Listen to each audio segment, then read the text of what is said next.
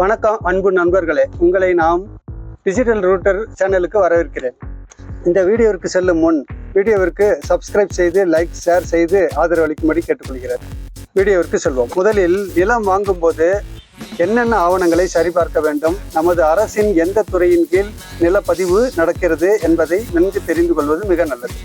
இந்த வீடியோவில் 2 விவரங்களை பார்க்க. ஒன்று, நிலம் வாங்கும்போது சரிபார்க்க வேண்டிய ஆவணங்கள் மற்றும் தெரிந்து கொள்ள வேண்டிய கவர்மெண்ட் ஆஃபீஸ் அண்ட் ரூல்ஸை பற்றி தெரிந்து கொள்வோம். 2வது, குறிப்பிட்ட நிலத்தை வாங்கும்போது அந்த நிலத்தை பற்றி தெரிந்து கொள்ள வேண்டியது. 3வது, இந்த வீடியோவில் வரப்போவதில்லை, இருந்தாலும் அடுத்த என்னோடது டிஜிட்டல் ரூட்டர் அடுத்த வீடியோவில் பார்க்க போகிறோம். அது என்னன்னா, நல்ல நிலத்தை வாங்க ஆன்லைன் சந்தை எவ்வாறு உதவுகிறது என்பதை பற்றி அடுத்த வீடியோவில் பார்ப்போம். முதலில் நிலம் வாங்கும்போது என்னென்ன ஆவணங்களை சரிபார்க்க வேண்டும், நமது அரசின் எந்த துறையின் கீழ் வருகிறது என்பதை நன்கு தெரிந்து கொள்வது நல்லது என்று சொன்னேன். அவற்றில் சர்வே நம்பர், அதாவது புல எண் என்பார்கள். ஒரு மாநிலம் மாவட்டங்களாகவும் பல வட்டங்களாகவும் பிரிக்கப்பட்டுள்ளது. உதாரணமாக கிருஷ்ணகிரி மாவட்டத்தை பற்றி பார்ப்போம். கிருஷ்ணகிரி மாவட்டம் தளி, ஒசூர், தென்கனிக்கோட்டை, ஊத்தங்கரை, வேப்பனப்பள்ளி, போச்சம்பள்ளி என 6 தாலுகா ஆகவும் ஒவ்வொரு தாலுகாவும் ஒவ்வொரு வட்டங்களாகவும் கிராமங்களாகவும் பிரிக்கப்பட்டுள்ளது. கிராமங்களில் உள்ள நிலங்கள் பல பகுதிகளாக்கப்பட்டு ஒவ்வொரு பிரிவுக்கும் சர்வே நம்பர் கொடுக்கப்பட்டுள்ளது. இந்த ஒவ்வொரு சர்வே நம்பர்களுக்கும் சின்ன பிரிவு இருந்தால் அவருக்கு சர்வே டிவிஷன் நம்பரும் கொடுக்கப்பட்டுள்ளது. இந்த குறிப்பிட்ட நம்பரை சர்வே நம்பர் என்பார். இந்த நிலங்கள் அனைத்தும் பதிவுத்துறை வருவாய்த்துறையின் கீழ் இயக்கப்படுகிறது. குறிப்பிட்ட சர்வே நம்பரில் உள்ள நிலத்தை வாங்கும் போது அல்லது விற்கும் போது நாம் வாங்கும் நிலத்தின் கிரைய பத்திரத்தை சேல் டீட் என்பார்கள். இந்த பத்திரத்தை சப் ரிஜிஸ்ட்ரேஷன் ஆபீஸில் தான் பதிவு செய்வது வழக்கம். மேற்கண்ட சர்வே நம்பரில் நிலத்தின் விவரங்கள், பட்டா, சிட்டா, அடங்கல், ஏ பதிவேடு, அதாவது ஏ ரிஜிஸ்டர், நிலத்திற்கான எல்லை வரைபடம், எஃப்எம்பி ஸ்கெட்ச் என்பார்கள். இந்த 5 டாக்குமெண்ட்டுகளை பற்றி நன்கு தெரிந்து கொள்ள வேண்டும். அனைத்து வருவாய்த்துறையின் கீழ் வரும் இந்த அனைத்து ஆவணங்களையும் நாம் நிலத்தை வாங்கும் முன் சரிபார்த்து கொள்ள வேண்டும். இப்போது நிலம் வாங்கும் முன் நிலம் வாங்குபவர் என்னென்ன தெரிந்து கொள்ள வேண்டும் என்பதை பற்றி பார்ப்போம். பட்டா, நிலத்தை வாங்கும் முன் நிலத்தின் பட்டா விற்பவரின் பெயர் உள்ளதா, மாவட்டம், வட்டத்தின் பெயர் குறிக்கப்பட்டுள்ளதா, பட்டா எண் என்ன என்பதை சரிபார்க்க வேண்டும். அதாவது உதாரணமாக 162/1 என்று இருந்தால் 162 என்பது சர்வே நம்பராகவும் பார் 1 என்பது சப்டிவிஷனாகவும் தெரிந்து கொள்ளலாம். அந்த நிலம் நன்சை நிலமா புஞ்சை நிலமா என்பதை கவனிக்க வேண்டும். நிலத்தின் பரப்பளவு எவ்வளவு, அதை தீர்வு கட்டப்பட்டுள்ளதா, அதாவது அந்த நிலத்திற்கு தீர்வை என்ற வரி கட்டப்பட்டுள்ளதா என்பதை கவனிக்க வேண்டும். 2வது, சிட்டா. சிட்டா என்பது குறிப்பிட்ட இடத்தின் மொத்த சர்வே நண்பர்கள் உள்ள ஒரு குறிப்பே சிட்டாவாகும்.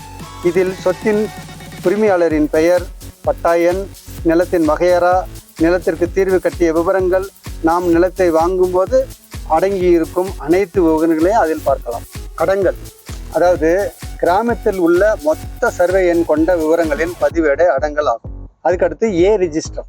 இந்த பதிவேட்டில் நில அளவை எண், சப்டிவிஷன், நிலத்தின் வகைகள், புறம்போக்கு நிலமா, தீர்வை இல்லாத நிலமா, பட்டாவிற்கு சொந்தமானவரின் பெயர், நிலத்தின் பரப்பு, தீர்வை கட்டிய தேதி அனைத்தும் ஏ பதிவேட்டில் பதியப்பட்டிருக்கும். அதுக்கடுத்து எஃப்எம்பி ஸ்கெட்ச்.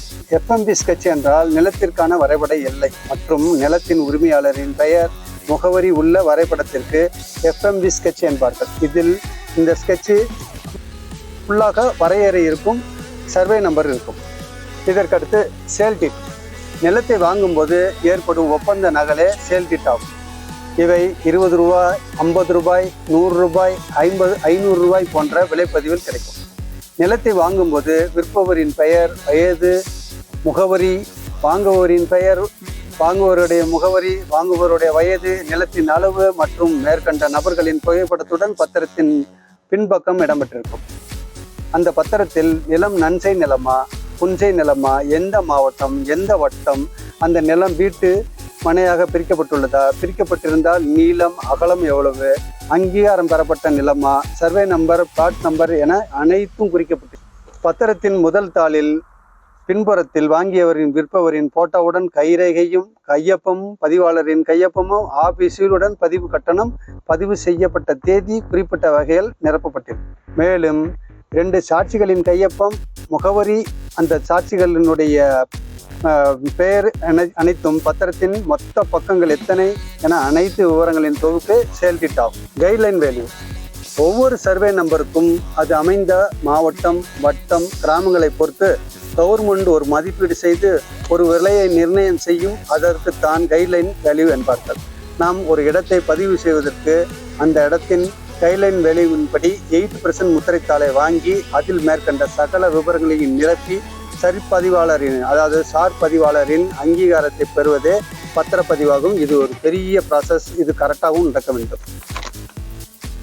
அடுத்து ரிஜிஸ்ட்ரேஷன் ஃபீஸ்.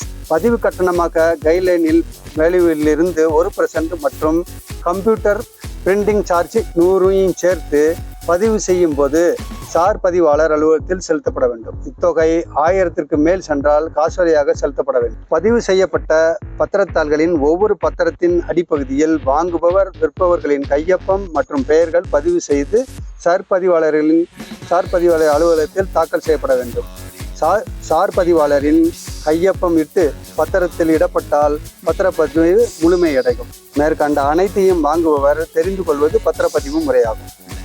இப்பொழுது 2வது முறையை பார்ப்போம்.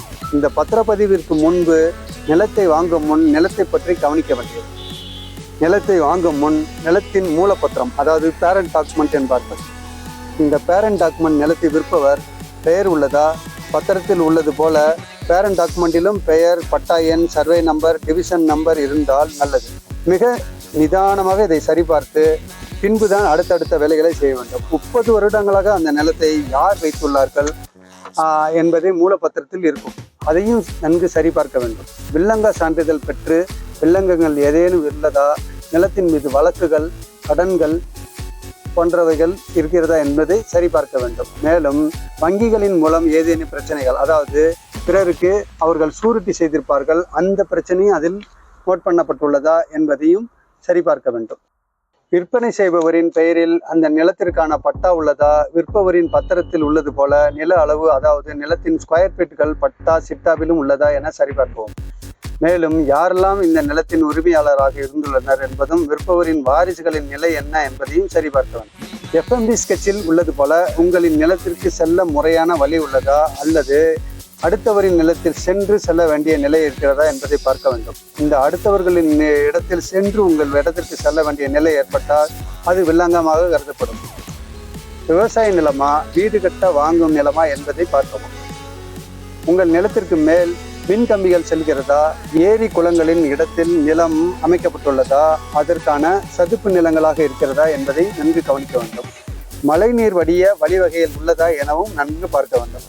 கடைசியாக நிலவரி மற்றும் நில மதிப்பு வரி நிலத்தின் உரிமையாளரின் பெயரில் செலுத்தப்பட்டுள்ளதா, அதற்கான ஆவணங்களை பெற்று சரிபார்க்கவும். தற்போது அந்த நிலத்தின் கமர்ஷியல் வேல்யூ அதிகமாக உள்ளதா என பார்த்து அந்த இடம் நல்ல வேல்யூ போகும் என்பதை சரியாக உணர்ந்த பின்னே இந்த இடத்தை வாங்க தீர்மானிக்க வேண்டும். நிலத்தை சரியான சர்வேயரை வைத்து அளந்த பின் நிலத்தை வாங்கவும். இந்த வீடியோவில் உள்ள அனைத்து விவரங்களும் உங்களுக்கு பயனுள்ளதாக இருக்கும் என்று நம்புகிறேன். இந்த வீடியோவிற்கு சப்ஸ்கிரைப் செய்து என்னை ஊக்கப்படுத்துமாறு கேட்டுக்கொள்கிறேன். இதில் ஏதேனும் கமெண்ட்டுகள் இருந்தால் கமெண்ட் செய்து உங்களுடைய சந்தேகத்தை கேட்டு தெரிந்து கொள்ளலாம். வாழ்க வளமுடன்.